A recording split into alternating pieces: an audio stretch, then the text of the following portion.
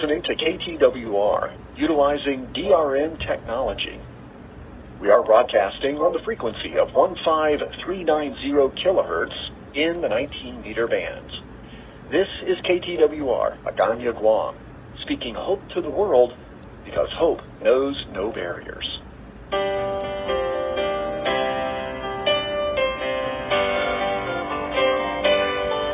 Hi friends and fellow DXers.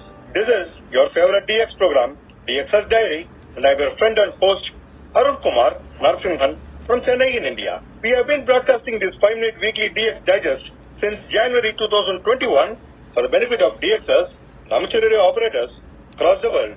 This week's sunspot number is 58. The SFA forecast ranges from 155 to 160, and the A index ranges from 18 to 54. Friends, for the past few months, we have not been airing the history of radio stations section, and continuing this week too, we will not have this section.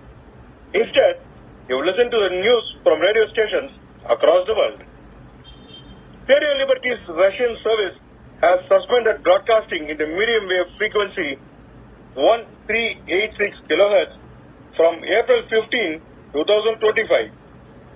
According to information posted on svoboda.org website, svoboda.org, Radio Liberty's programs and news releases will still be available 24/7 via audio stream on the svoboda.org website, on the Radio Liberty live YouTube channel, as well as on the Eutelsat Hotbird 13G satellite and on the main RS Telegram channel.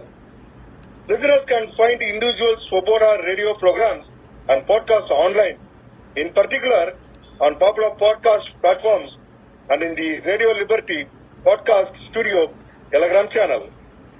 The website goes on to say that a hearing on Radio Free Europe, Radio Liberty funding is underway in Federal District Court in Washington, D.C. The Media Corporation is seeking from its trustee organization, the U.S. Agency for Global Media, USAGM, the transfer of approximately $75 million already appropriated by the U.S. Congress for fiscal year 2025. The temporary management of USAGM, appointed by the new U.S. administration, closed the transfer of funds on March 15, but partially restored payments after the court adopted temporary injunctions prohibiting the denial of funding to RFE-RL.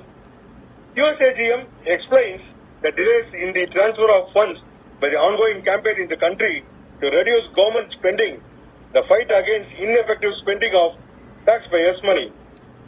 RFE-RL believes that USAGM's actions are causing irreparable harm to the media corporation. The CEO of RFE-RL and President Stephen Copper says, "We look forward to the court's further support for our position that the refusal to provide us with funds already appropriated by the Congress for the remainder of the fiscal year is unconstitutional." Radio Free Europe, Radio Liberty, of which the Russian service is a part, is an independent media corporation funded by funds allocated by the U.S. Congress through the USAGM. On March 14, 2025, U.S. President Donald Trump signed an executive order to cut the activities of 7 government agencies, including USAGM. This was followed by a notice of termination of the congressional appropriated funds for RFE-RL.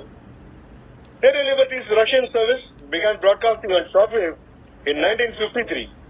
In the 1990s, the Russian service broadcast on ultra shortwaves on frequencies in Moscow and St. Petersburg, and its programs were retransmitted by local radio stations in dozens of regions of Russia. Later, the system of distributing radio programs was stopped. Dear listeners, we have been receiving a lot of reception reports from DXers across the world, and I would like to thank all of you for taking your valuable time to listen to our program and sending us your reception reports. Friends, we have reached the end of the show now. Please do not forget to send your reception reports and band scans to DXer's Diary @gmail.com. Until next week, this is your friend and host, Arun Kumar Narasimhan, signing off. 73. Bye-bye.